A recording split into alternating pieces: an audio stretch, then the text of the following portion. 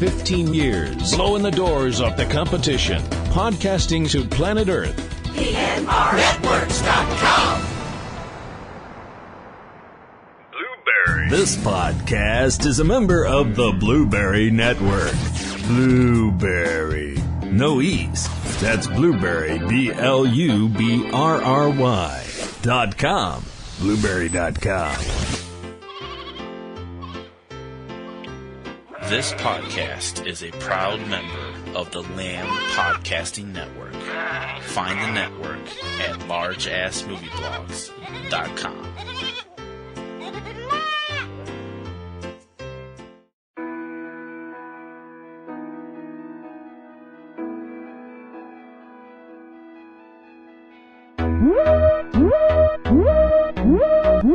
This is a Class 1 emergency. All civilian traffic is barred from streets and highways. Stay in your homes. Stay in your homes. Stay in your homes. Repeat, this is a Class 1 emergency. All civilian traffic is barred from streets and highways.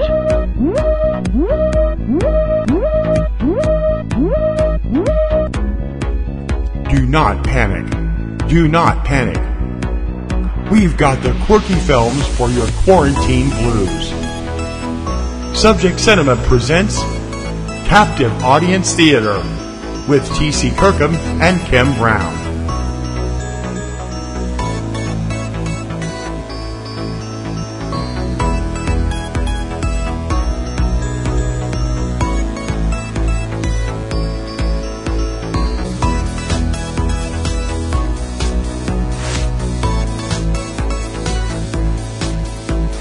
So, what would you say was the cost of this film? About $15? If that. And that was all for the fake blood? That was all for the red paint. Couldn't have been that much more, because I don't think the actors got paid worth crap. Actually, I don't even think it was red paint. Actors. I don't even think it was red paint. It was probably just Cairo syrup and a bottle of red dye. Yeah, probably. Welcome to another edition of Subject Cinema presents Captive Audience Theater.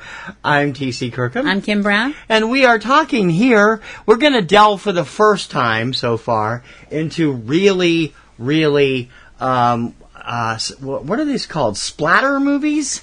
Yeah, this was the first example, I would say. This is the movie that started it all, and from that point on, they just got more and more gory and gory. Yeah, this was the beginning of... It's considered a classic. Yeah, this is the And the it is start. a classic. It is a classic. It's a classic. The classic doesn't always mean good. Right. 1963's Blood Feast. Yep. Written and produced by... No, not written by... Written... Oh, my God, it was written by a woman. Allison Louise Down wrote it. Directed by Hershell Gordon Lewis. Yep.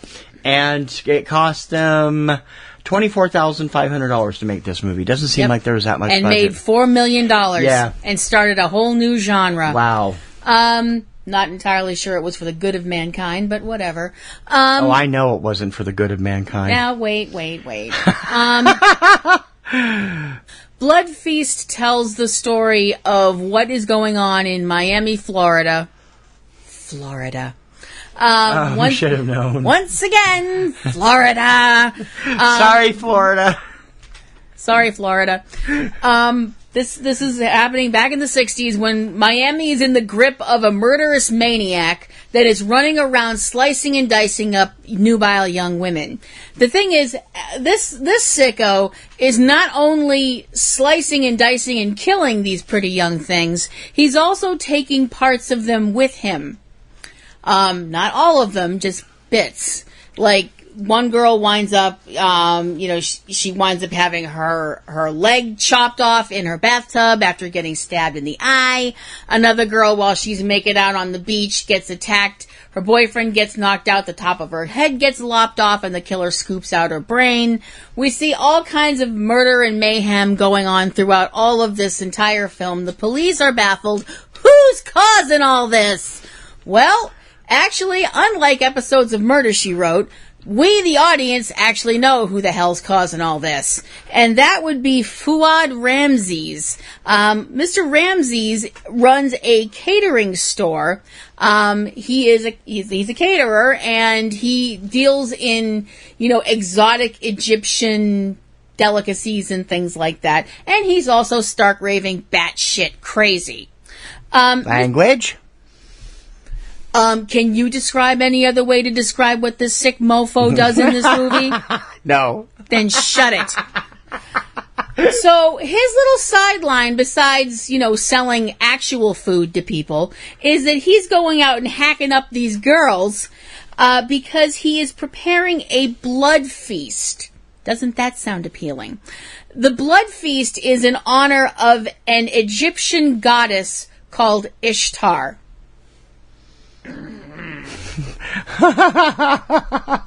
Okay, we're going to stop here for a moment so Kim can vent because one annoyed Kim moment.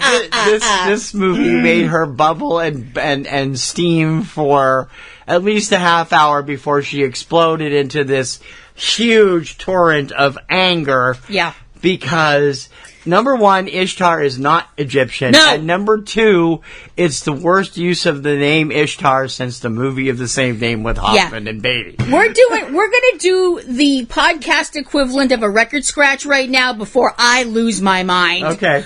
Go for it, hon. This whole film is about this nutcase chopping up girls so he can resurrect the Egyptian goddess Ishtar, where there is writings about the Egyptian goddess Ishtar. Blah, blah, blah, blah, through the entire movie, Egyptian goddess Ishtar. And you're sure that there is no Egyptian goddess? There was no goddess in the Egyptian pantheon, as far as I know, called Ishtar. She's a mythology nerd. She'd know this. Anyway. There was, however, an Assyrian Babylonian goddess called Ishtar.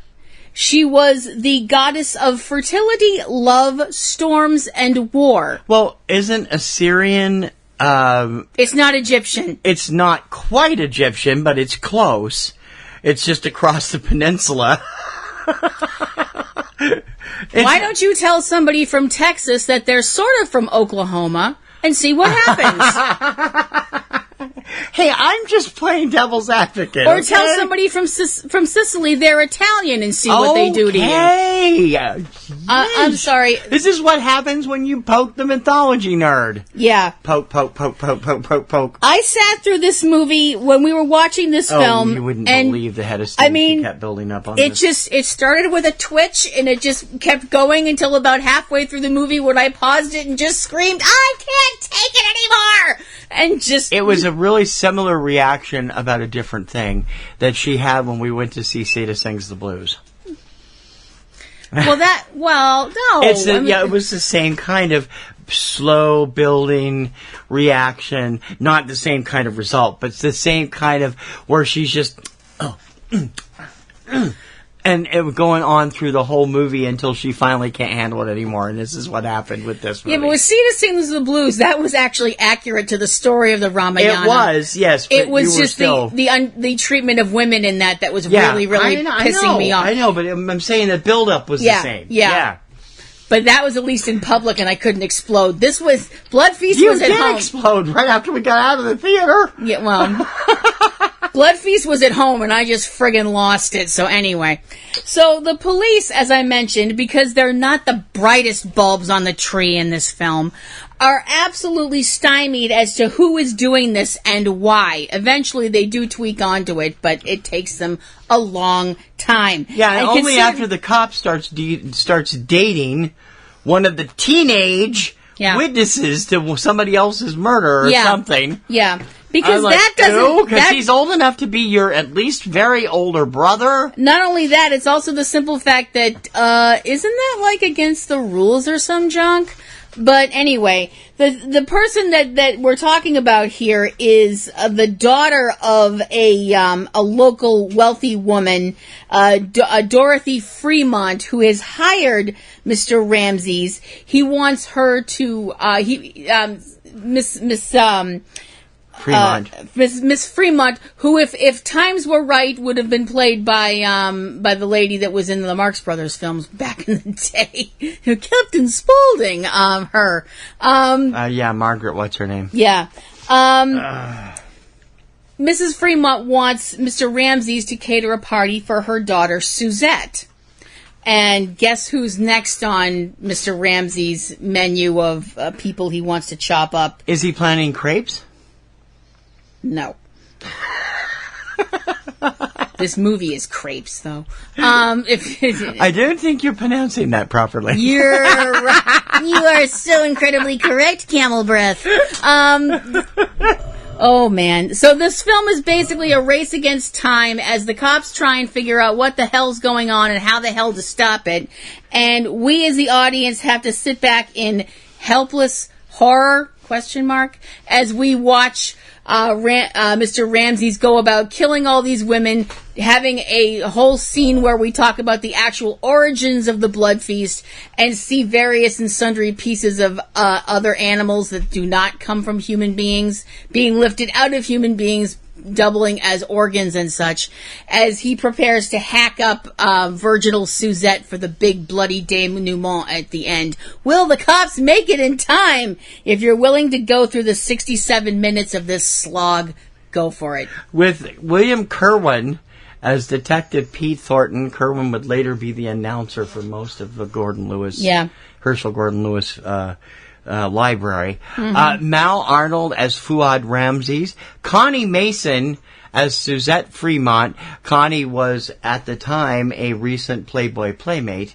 She would also star in 2000 Maniacs. Yeah. Gee, I wonder why. Scott H. Hall, not to be confused with Scott Hall, the wrestler, as the police captain Frank. Lynn Bolton as Mrs. Fremont. Tony Calvert as Trudy Sanders.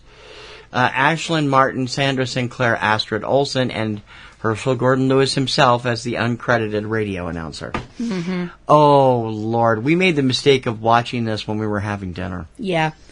This was not a good idea. I don't know why we did that. I don't know why we managed to get through it because it's just so unreal.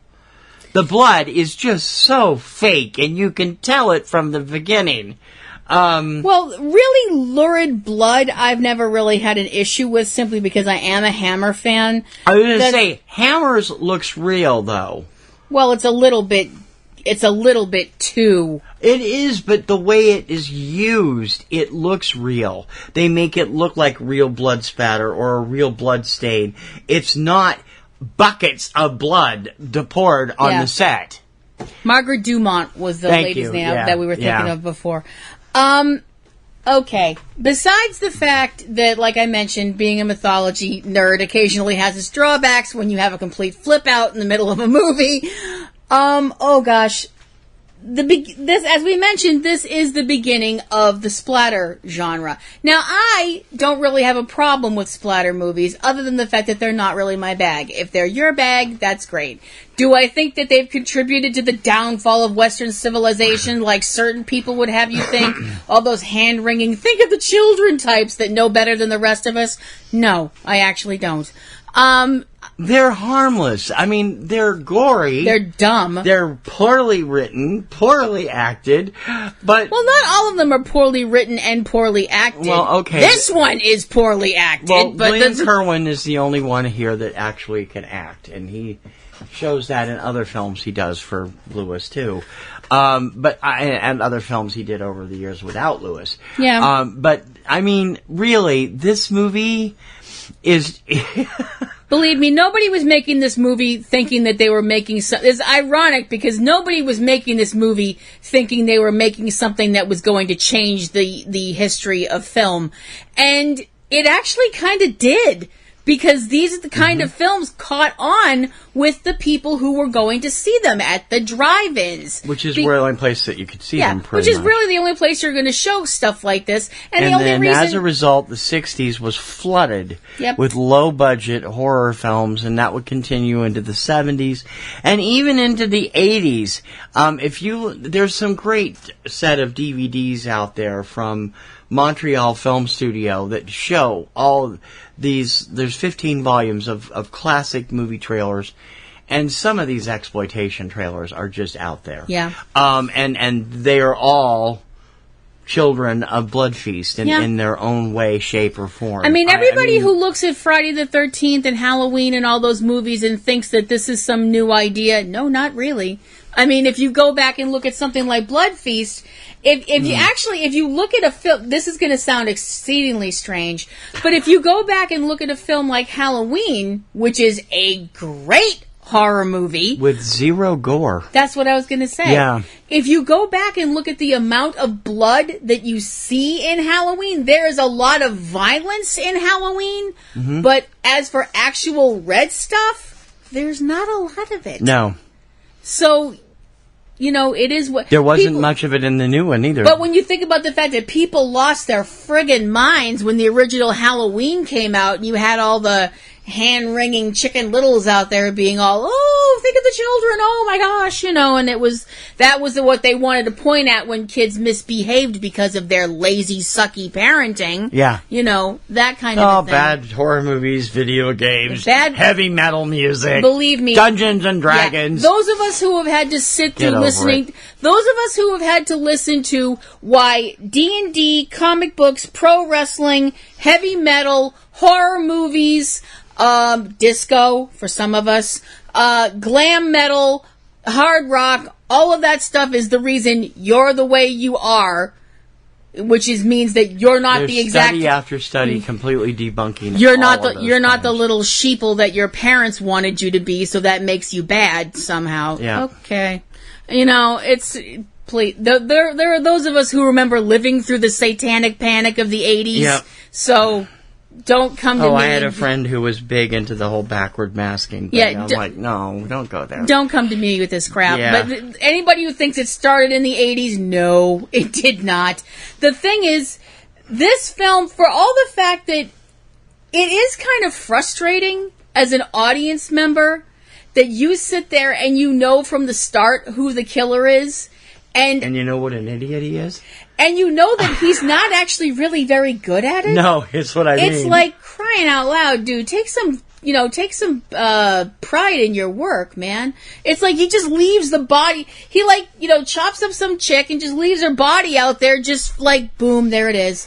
It's like, buddy, at least, you're in Florida, man. I thought that was whoomp, there it is. No. Oh, okay. Dude, you're in Florida. There's like a kabillion swamps full of hungry alligators. Only just in one shove her in there. Not near Miami there isn't. You have to go to the north part of the state. No, there's the damn ocean right there. Which will come back in.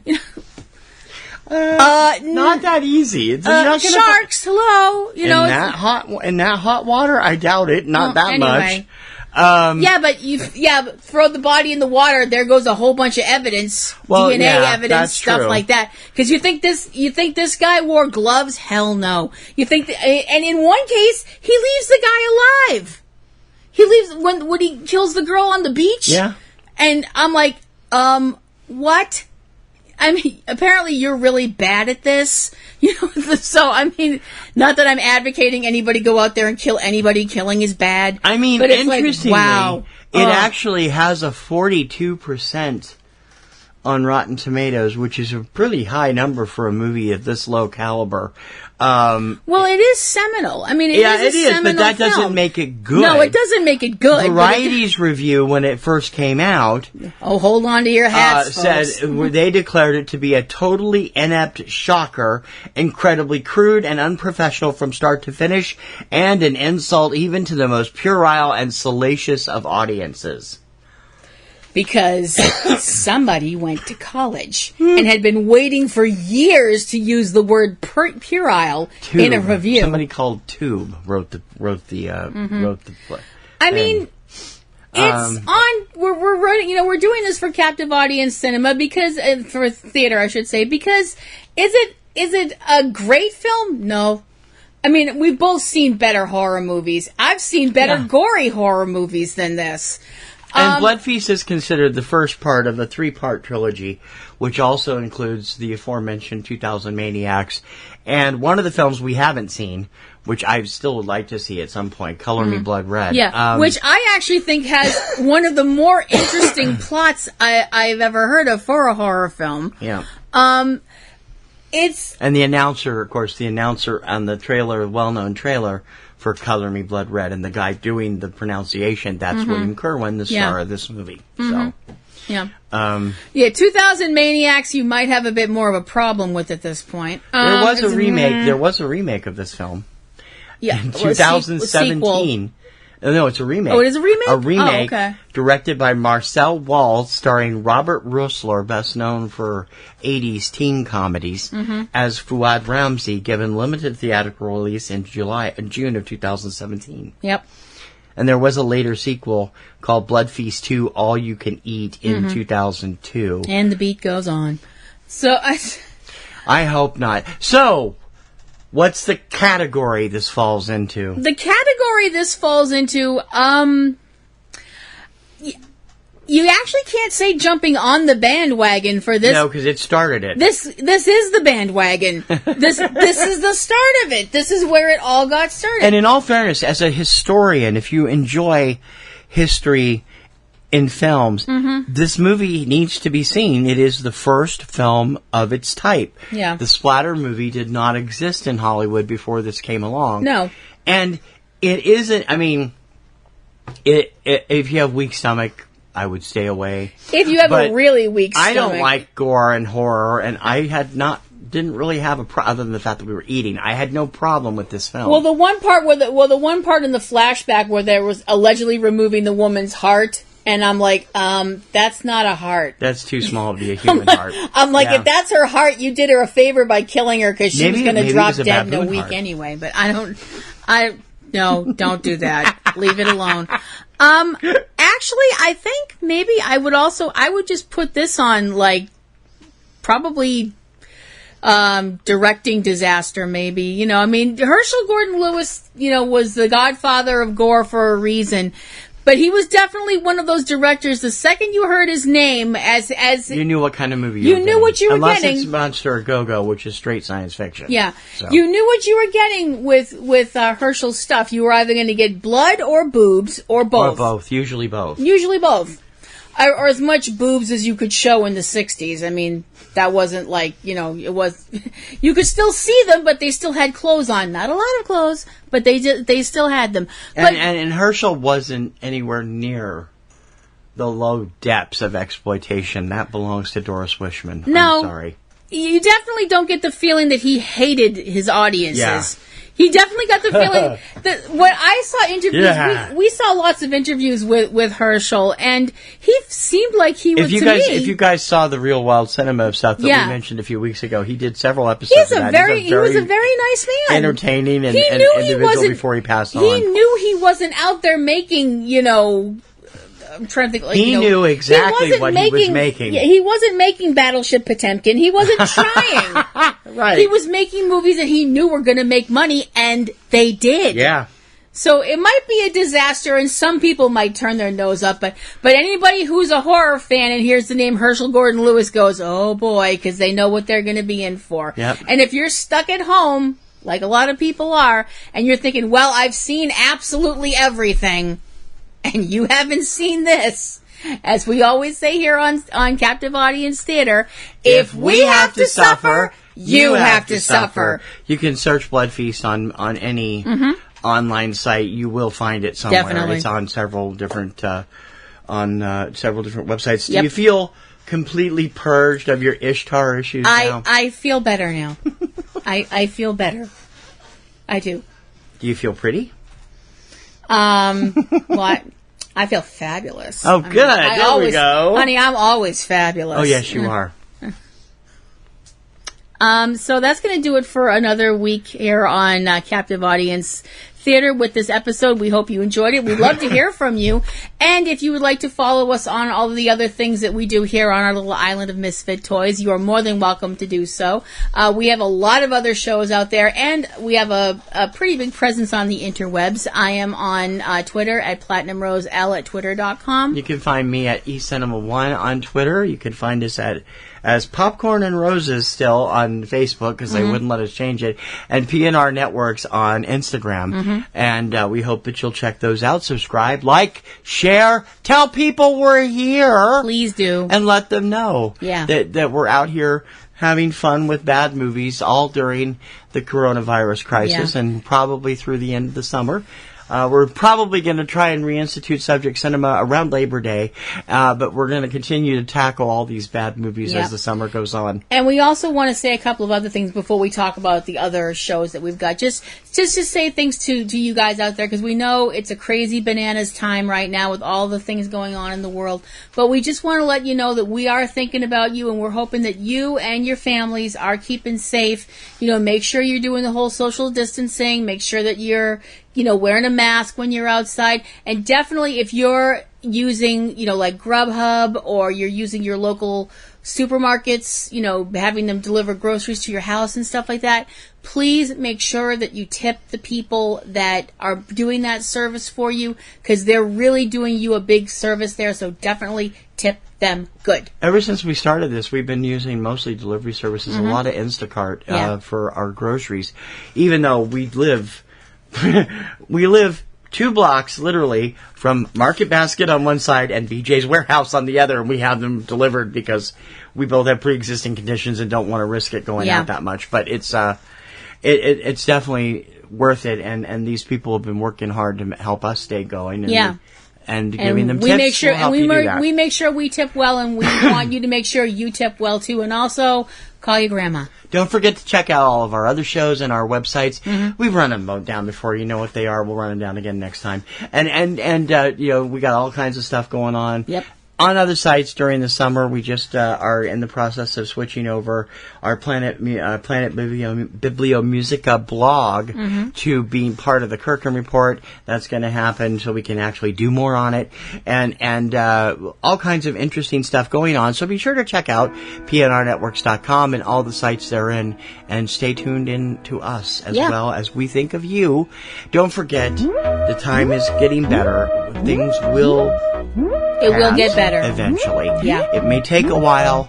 Just keep yourself safe, keep your family safe, and keep your loved ones in your head at all times. And find something beautiful every single day. It's not that hard. You just find one beautiful thing a day, and that will really help you get through. Until next time, for Subject Cinema Presents Captive Audience Theater, I'm T.C. Kirkham. I'm Kim Brown. May your popcorn always be buttered. And may your roses always be in bloom. We'll see you later. Bye. You've been listening to Subject Cinema Presents Captive Audience Theater with Kim Brown and T.C. Kirkham.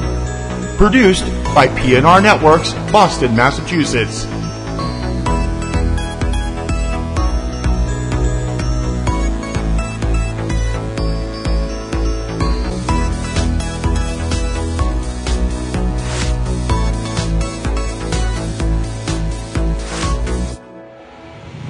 $15 blowing the doors off the competition. Podcasting to planet Earth. PNRNetworks.com